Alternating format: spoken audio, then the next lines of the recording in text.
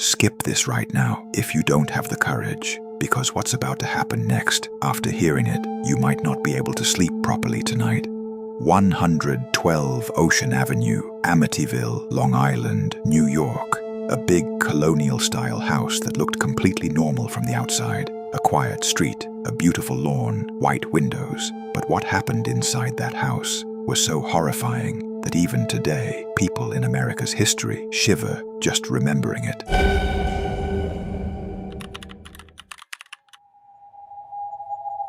The night of November 13th, 1974. Darkness had spread all around Amityville. Around 3:15 a.m., a 23-year-old man, Ronald Butch DeFeo Jr., entered the house with his .35 caliber Marlin rifle. Inside that house, his parents and 4 siblings were asleep. One by one, he killed them all. Parents Ronald Sr. and Louise, sisters Dawn, 18, and Allison, 13, brothers Mark, 12, and John Matthew, 7. All the bodies were found on their beds, face down, hands above. And the most shocking part, not a single neighbor heard a gunshot. Later, Butch said he heard voices inside the house, telling him to do it. Some say those voices were real, while others believe it was just a mental breakdown. During the investigation, one thing shocked everyone. All the victims were still in their beds. No one resisted. How was it possible that after 6 gunshots, nobody heard a sound? That mystery remains unsolved to this day. The court found Butch guilty, and he was sentenced to life in prison. But after that night, the house was never the same again.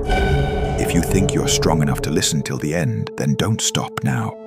A year later, in 1975, the same house went up for sale. George and Kathy Lutz bought it for $80,000, hoping for a fresh start. They had 3 kids, Daniel, 9, Christopher, 7, and Missy, 5. They knew murders had happened there, but they thought that's the past. But the past never really left. Just a few days later, strange things began to happen. Every night at 3:15 a.m., George Lutz would automatically wake up, the exact same time the murders had occurred. Cold air would suddenly flow through the rooms without any reason.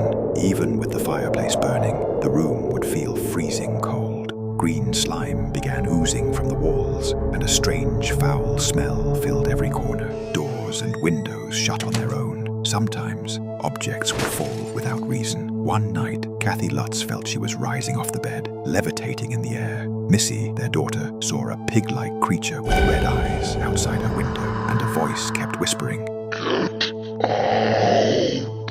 If you're still not scared, then like this video and drop a comment. But if you are scared, don't. They called a priest to bless the house. When he entered, he heard the same chilling voice, "Get out." He warned them never to use that room again. The Lutz family first tried to find scientific reasons, leaks, pressure, pipes. But as things worsened day by day, they accepted something was deeply wrong. George kept getting fever and bursts of anger. Kathy saw dead bodies in her nightmares. The kids cried uncontrollably without reason. The scariest part, they slept in the same position as the DeFeo victims, face down. Every time they went to sleep, it felt like someone was watching them. Each day, fear and confusion grew stronger. The line between reality and nightmare disappeared. In just 28 days, the Lutz family decided they couldn't take it anymore.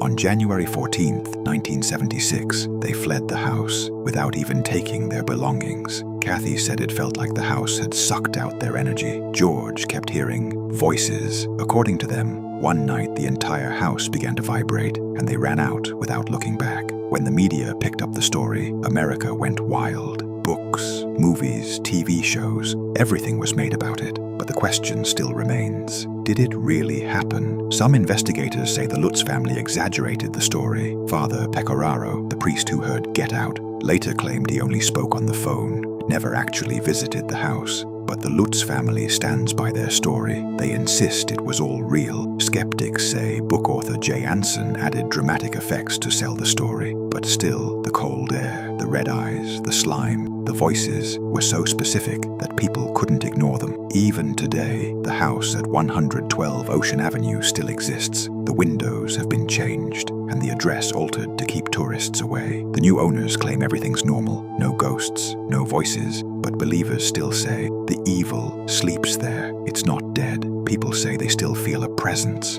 when they step inside. The moment they enter, the temperature drops drastically. Some tour guides even claim to have seen a shadow figure in the window when the house was empty. Just think, if you bought a house where such tragedy took place, could you live there? And if, in the middle of the night, a voice whispered, "Get out," what would you do? The Amityville Horror isn't just a ghost story. It's a mix of human fear, guilt, and belief. Some say it was mass hysteria. Others believe it was proof of true evil. But whatever it was, this story taught the world that sometimes the real haunting isn't in the house. It's inside people's hearts.